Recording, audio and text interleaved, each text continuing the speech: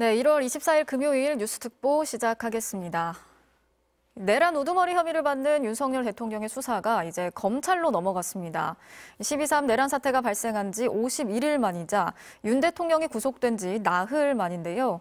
검찰은 그동안의 조사 내용을 바탕으로 본격적인 수사에 착수했습니다. 서울중앙지검에 취재기자 나가 있는데요. 박솔립 기자 나가 있습니다. 자, 박 기자, 예상보다 빨리 사건이 검찰로 넘어간 거죠? 네, 공수처는 1차 구속기한으로 자체 계산한 28일보다 일찍 검찰에 사건을 넘겼습니다. 윤석열 대통령을 체포한 지 8일, 구속한 지 4일 만입니다. 이틀 전 강제구인은 물론 구치소 현장 조사마저 최종 불발된 게 결정적이었습니다. 검찰은 공수처로부터 약 69건, 모두 3만 쪽이 넘는 분량의 수사 기록을 넘겨받았습니다. 윤 대통령이 국회 계엄 해제 요구 직후 2차 계엄 가능성을 언급했다는 취지의 진술도 포함된 것으로 파악됐습니다. 윤 대통령이 직접 국회 투입 병력을 언급하며 1,000명은 보냈어야지라는 취지로 말했다는 진술도 담긴 것으로 전해졌습니다. 다만 검찰은 윤 대통령 사건을 원점부터 다시 살펴볼 것으로 보입니다. 이미 검찰은 지난해 12월 18일 공수처로 사건을 넘긴 뒤에도 국무위원과 군 관계자들에 대한 조사를 이어오며 준비 작업을 진행해 왔습니다. 확보한 수사 자료를 토대로 윤 대통령 조사를 준비할 것으로 보입니다.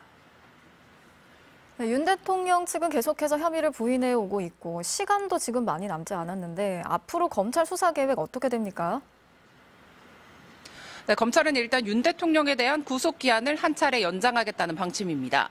윤 대통령의 신병을 추가로 확보한 뒤 추가 조사를 거쳐 구속기간 안에 윤 대통령을 기소할 것으로 보입니다. 윤 대통령과 김용현 전 국방부 장관은 어제 헌법재판소 탄핵 심판에 출석해 자신들의 내란 혐의를 부인했는데요. 검찰은 혐의 입증에 자신하는 분위기입니다. 사건 관계자가 많다 보니 한두 사람이 거짓말을 해도 사실관계는 드러날 수밖에 없다는 겁니다. 검찰은 공수처로부터 윤 대통령 사건을 넘겨받은 어제부터 국방부 조사본부에 대한 대대적인 압수수색을 벌였습니다. 윤 대통령과 김 전 장관이 부인하고 있는 정치인 등 주요 인사에 대한 체포조 편성과 운용을 밝히기 위한 강제 수사였습니다. 윤 대통령 내란 혐의 수사에 대한 의지를 명확히 밝힌 건데요. 오늘도 관련 압수수색을 이어나갈 계획인 것으로 전해졌습니다. 검찰은 윤 대통령에 대한 대면 조사도 시도할 것으로 보이는데요.